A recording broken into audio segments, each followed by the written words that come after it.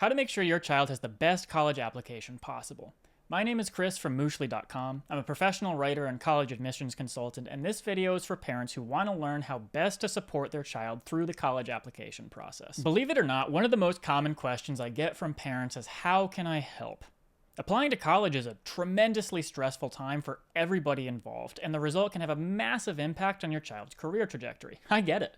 And it's natural for parents to want to do everything they can to help their child succeed. But it's not always obvious how to do that. And I've had conversations with helicopter micromanagers and completely hands-off parents who both want the same thing. Let's begin with why your support even matters. Whether your child is a motivated self-starter who you usually don't have to worry about, or performs the best with a little push, the college application process is demanding. It's a serious emotional, intellectual, and time commitment. Your kid is balancing difficult classes, homework, extracurriculars, a lack of sleep, and what feels to them, and probably is, the most impactful decision they've made in their life. I have a bachelor's, an MBA, and a solid career history. It's easy to remove myself from the stress of college applications, and maybe it's similar for you. So I want to pause and underline how overwhelming college applications can feel for students. Imagine you lost all your work experience, no certificates, no degrees. You had to start from scratch, and you have limited time to compete with the best applicants from around the world to get back on track. There is no one-size-fits-all solution, or I would write a book and go out of business, but imagine yourself in this position. What kind of assistance would you want? Maybe some emotional support, logistics help, brainstorming, planning, and organizing. This is the lens I recommend you look through when considering your child's needs. Now I want to talk about some pitfalls I see from parents that can lead to unfavorable outcomes. But again, you know your family best, and these might not apply to you. Let me know in the comments if you have any thoughts. Having an assistant is wonderful, right? Just objectively. The highest levels of leadership have assistants. They help with deadlines, travel, and paperwork. They help organize tasks into manageable chunks. However, having a micromanaging boss tends not to engender ambition or your greatest output.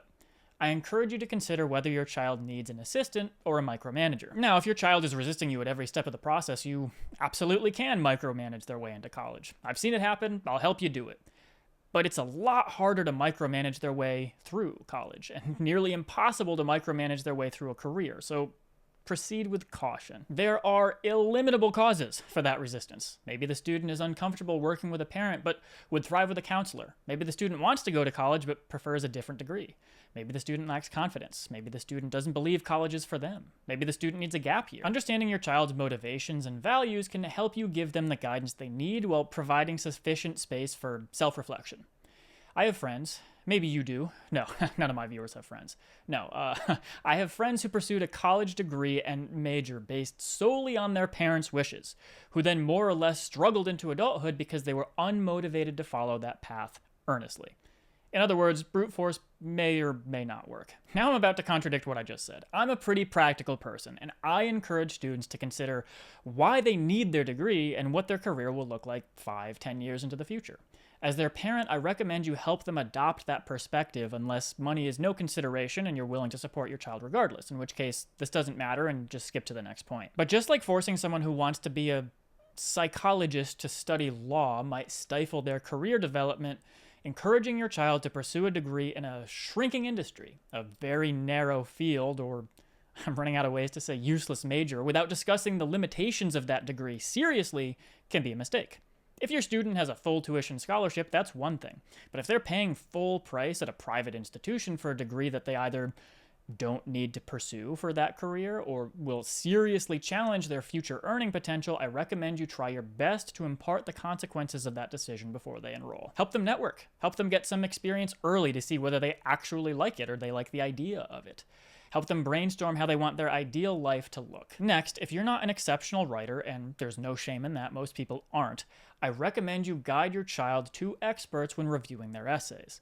I have a few videos on this channel about the dangers of well-intentioned but not expert advice for essays, so I'll keep this brief, but just know that it is obvious when a parent oversteps and you're reading an essay from the parent's voice. That said, I do recommend you help students with email and communications with admissions officers and interviewers because sometimes students need a little guidance on communicating professionally and concisely. Let's wrap up with how I recommend you support your child. First, ask your child how they want you to be involved. They might already know. If not, brainstorm with them to determine what they need.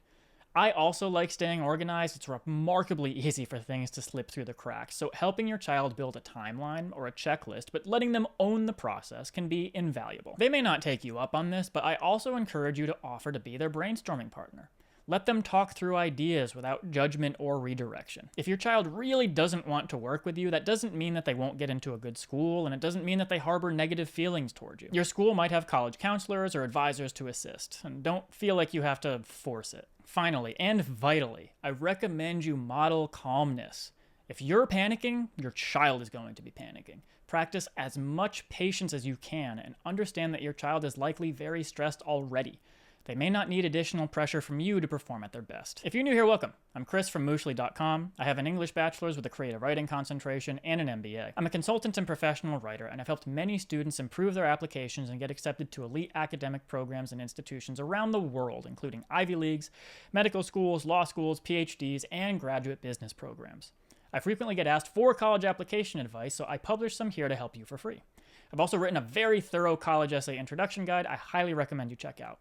It's designed to be actionable and can get you started on your essay in minutes. Click the link in the description to download it for free. I routinely publish practical videos like this to help with your life on campus and college applications, so if you found this helpful, subscribe now to make sure you catch the next one. Don't forget to grab your free college essay introduction guide from the link in the description, and I'll see you next time.